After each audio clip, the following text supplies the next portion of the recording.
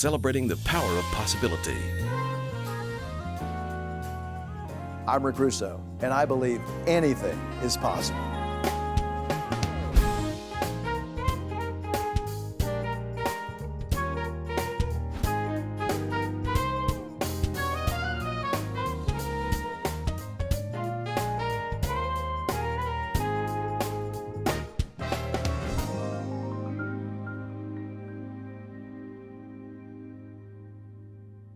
This is Anything is Possible. I'm Halloran Hilton Hill. Today my guest is Rick Russo. Yeah. Rick, thanks for being here today. Oh, it is so wonderful to be here. It's my pleasure. It's my honor to be across the table from you, the quintessential interview. I've admired your work, both, Hal, not just doing this, but on the radio over the years. It's a joy to be here. It goes two ways. It goes two ways. I'm going to start at an odd point in your story. And you'll have to just bear with me for just a second. From the first time I saw you on television, the first thing I loved was your passion and energy and enthusiasm. Like, when I watch you cover something, you seem every bit as excited about what you're covering as what you're covering, if that makes sense. It does. It does. I'm in the business.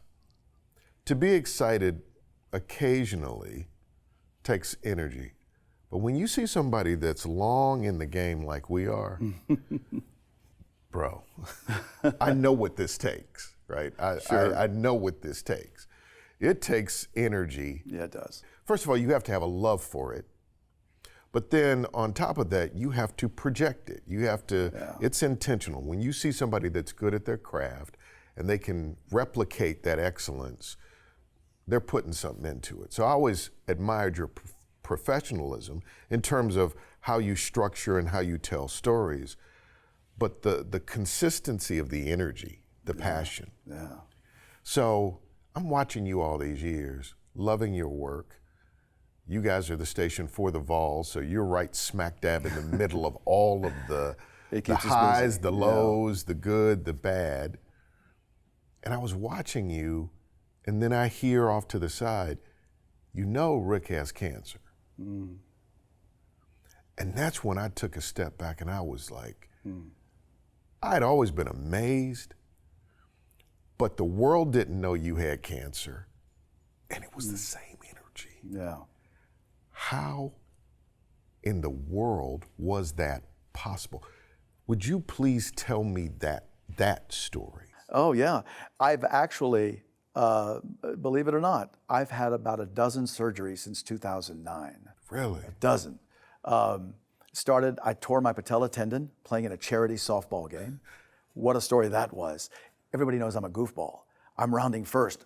Boom. You hear it pop.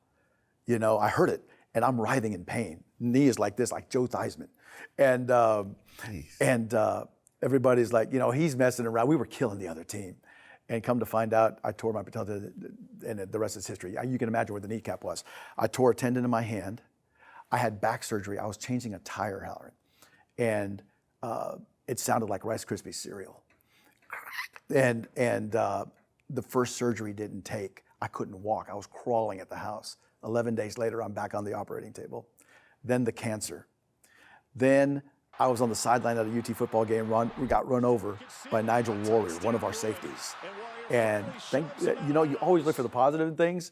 I didn't break my neck. I didn't break my back again, but I broke my ankle. I have a plate and 7 screws in my right ankle, and I have diminished feeling still in my right foot right now. And then I had eye problems, and I've had a few surgeries in my eye. It's better now, but I almost had a detached eye, retina. And Dang. But I'm still going, man. I'm still going. Man, that's grace on top of grace on top of grace. Yeah, absolutely. Where are you from? I'm originally from Miami, Florida, from South Florida. So a young Miami boy grows up. I ended up finishing school in Gainesville, Florida, but then I got a job immediately out of school in Savannah, Georgia, worked there for a few years before I came here in August of 1987, and I've been here since, and it's been quite a run. But the cancer thing did send me for a loop, internally. There's no question, and it would for anybody. What happened? Well, and there's a story behind the story here. I had lower abdominal pain for about a week. And I had just had Halloran a physical maybe a month before. But I'm being like any macho man, you know, I'm like any guy, I'm being stubborn. I'm not going to the doctor. And then the rock that's always been in my corner, my wife, she and I are celebrating, by the way, our 35th wedding anniversary. She said, Rick, you big dummy, just like Fred Sanford back in the day. You need to get to the doctor, you know. So I did. The doc said, Rick, it's either diverticulitis or appendicitis, but we're going to take you downstairs for a CT scan and we'll see what's going on. Come to find out, it was diverticulitis. And they gave me an antibiotic for that and everything worked out. But while they were in there, they found the cancer in my kidney. And thank God for the x-ray technician. The red flag came up, boom. So, all right, then you've got to figure out, okay, how do I approach this? How do I attack this? And you figure out what you're going to do, which course of action you want to take. And I ended up going Dr. Duke Harrell at Vanderbilt Medical Center in Nashville. So we went to see him because you get different opinions. And one doctor here wanted to maybe freeze it, you know, they do cryoablation, you know, and so come to find out where the tumor was in the kidney, it was too close to some of the warm blood vessels. And if you tried to freeze it, it might turn, you know, the cancer could come back. So we ended up having surgery. And they thought they would maybe try to save part of the kidney, but they couldn't. And so I had my entire right kidney removed, which, thank God, you can live with one kidney. And in a minute, I'll tell you more about, you know, what doors that opened, you know, with the whole kidney situation. But to get down to what you're talking about, that really showed me, because when you do what we do, sometimes you're in your world. You know, you're focused in on what you're doing, and you know people are out there. You know the communities out there. You see them all the time, but you're focused on what you're doing. When this happened, it really opened my eyes to what they thought about me and how they started lifting me up. I got letters, I got emails, I got calls, people saying, we're with you, we're behind you, you're gonna be all right, you're gonna be fine. God working through these people to help lift me up, and in turn, that enabled me to continue bringing that energy that you were talking about on the air. Possibility powered by Covenant Health, Home Federal, and the Knoxville News Sentinel. Coming up, every year I go out and I'll MC, you know, the kidney walk, and I'll get up and I'll tell my story, and I'll tell people there are others that are there with you, you know, on your journey and in your fight. Now you can listen while you're on the go with Anything is Possible, the podcast.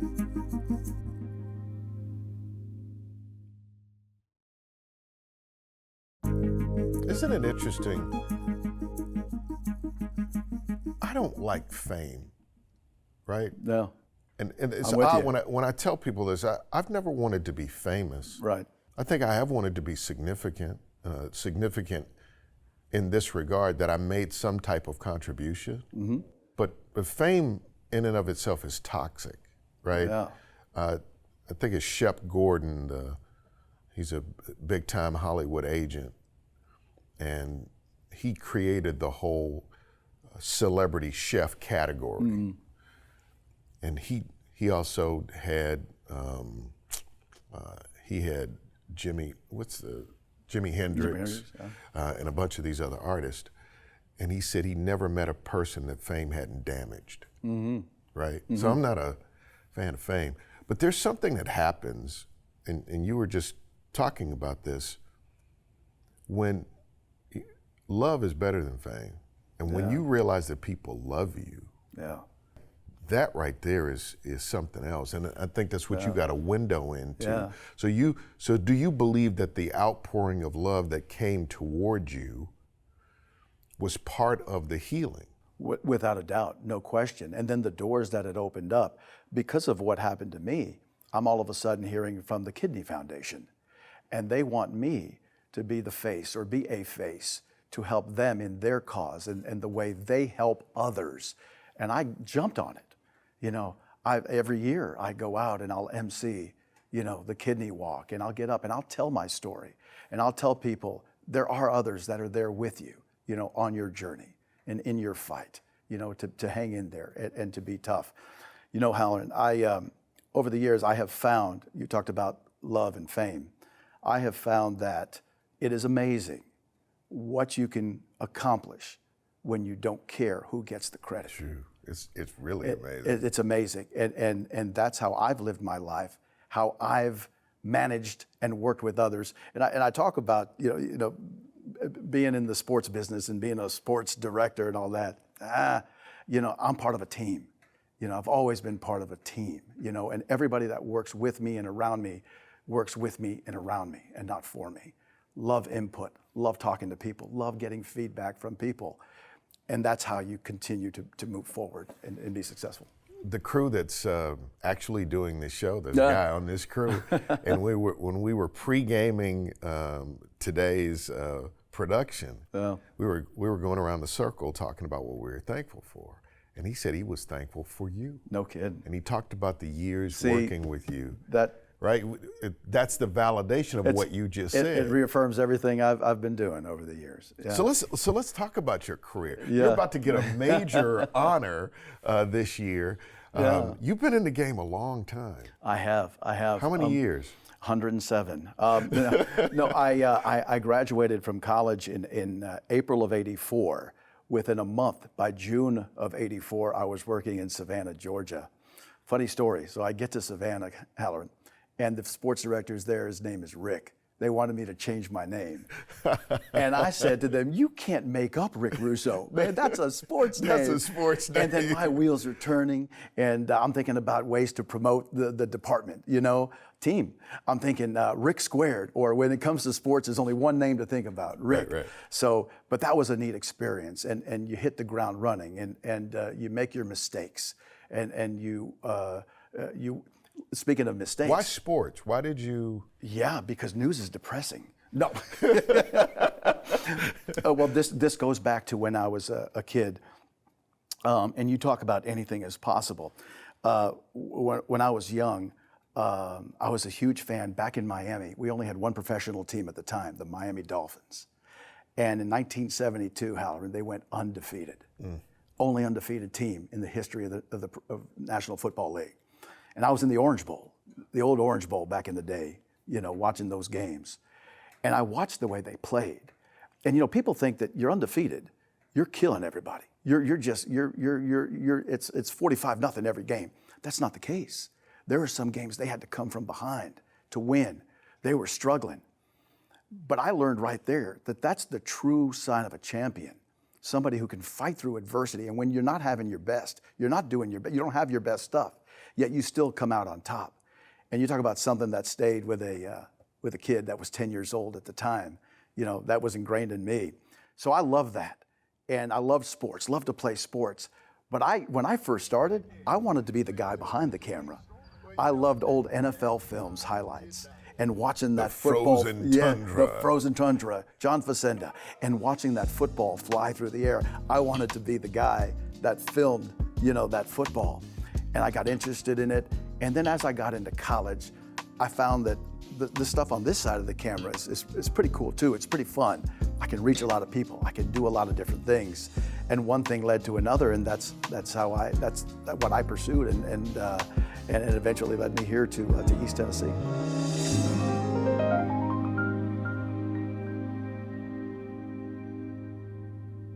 Now, take us with you with Anything is Possible, the podcast. Stream new episodes weekly wherever you get your podcasts.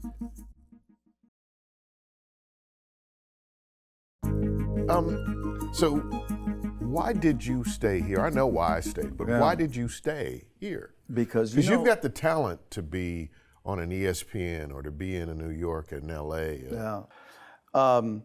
Growing up in South Florida and being able to travel, one of the beautiful things about what I do is it affords me the opportunity to travel, all around the country. I even went to Cuba with the Tennessee baseball team back in the mid-2000s.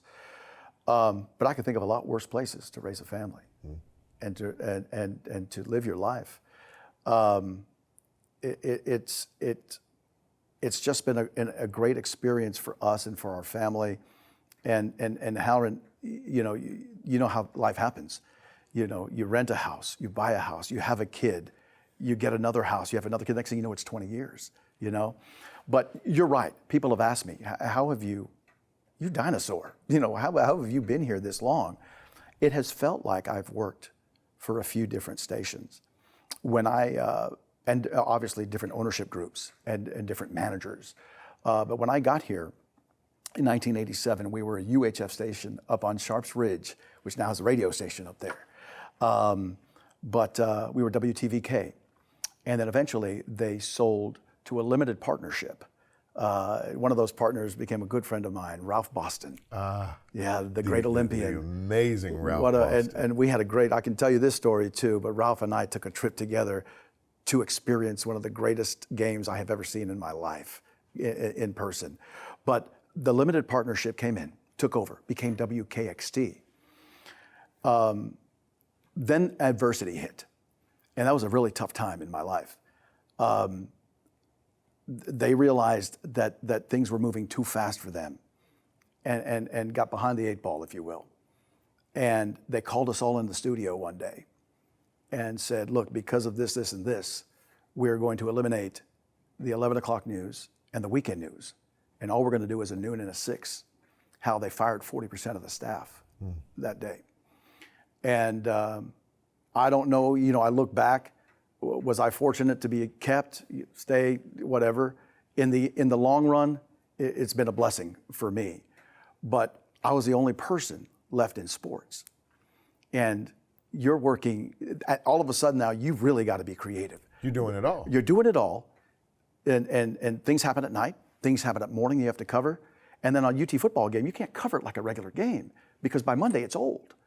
So you're turning stories and turning angles, turning different ways to cover football. It didn't bother me from a physical standpoint. I was a young man. I was a horse, man. I could go forever. It was up here because like I told you earlier, I love to bounce stuff off people. I love to get input. And there were times where I'm like, Rick, what do you think? I don't know, Rick, what do you think? So, so that got tough. And that was like that for a couple of years. And then the company that owns us now, great television, great company. I'm not just saying that because we're sitting here and it's on our air, but they really, as opposed to the other people that I've worked for in the past, really value their employees and put back into the system. Well, they came in and we changed the call letters again to WVLT. And when people come in, Hal, sometimes they like to bring their own people in and do things their own way. Right. So they decided they were going to bump me down and they're bringing, their own sports director. They did. And, I did what I always do is keep the blinders on, stay focused, and don't let that outside noise get to you. It's something that I still adhere to this day. But everybody's got an ego. And it hit mine a little bit. I'm like, God, I think I'm better than that guy. What are they doing? And I got an agent, and we were working on something with ESPN. And but you look at big picture, cost of living. They wanted my firstborn and all that. And my wife, again. What's your wife's name? Pamela. And my rock, she said to me, Rick, I'm watching this other guy, and I don't know. Maybe you ride this out. Maybe you just see what's going to happen here. And sure enough, the management at the time realized that on their own. I didn't go to them, Halloran. I didn't knock on the door and say, I want this or that's that. It's Rick or the highway. They realized that on their own, put me back in, and the rest is history. And I'm here. I think one of the most, like I said, where we started our conversation, I had heard that you had cancer, and I'm watching you on the air, and I'm watching you do the very thing you said you saw in those Dolphins. You give it everything you got. You got to come from behind sometime. Yeah. Watching you maintain your enthusiasm and passion for life, for your work, knowing that you were battling cancer, was one of the most inspiring things to me through a tough time in my life. You have no idea about this. No, like we never know how we're impacting people, right. And we never know how we're fueling another person's sense of possibility. You never know what someone else is going through. Like you wouldn't know this. We haven't had these conversations. No. thank you for being that kind of person. Thank you. Thank you for putting that kind of possibility on display. Before we get away, tell me about your family. Well, a lovely wife, Pam, who we've been married now for 35 years, and 2 daughters, grown. One is 31, one is 24, about to graduate from Tennessee in a master's program of accounting, which means, Halloran, she's much smarter than Dad. If anybody in my business tells you they're good at math and science, they're fibbing. They're telling a story. But no, so proud of them, and they have been the light of my life. The people that have always been in my corner, when things are wrong and not going well, or when you're fighting cancer, One of the things that that's been important to me when it comes to family and raising children, I haven't always had the money to do the things you want to do and all that kind of stuff. But the one thing I knew, which is hard, doing what I do for a living, you know how much the time consumption. I do. But the most important thing to me throughout their lives and in them growing up is to be there for them. Even though I worked till midnight, I'd get up in the morning and drive them to school because I thought to myself, hey, this may be the only time today I get to see them because I'm going to be working till midnight, I'm going to take them to school. We're going to talk. We're going to listen to 70s music on the way there. And by the way, they love 70s music. I just put it in there. But, that was important to me. If my older daughter was cheering, I was there. My youngest daughter played some softball or was whatever they were doing, I would run out from the station, go see them, come back. Whatever it took, I made it a point to be there. And I think over the years, they've come to appreciate that. Well, we appreciate you for what you bring, what you've brought, and what you will bring to our community. Rick Russo, what an honor. Thank you, Halloran.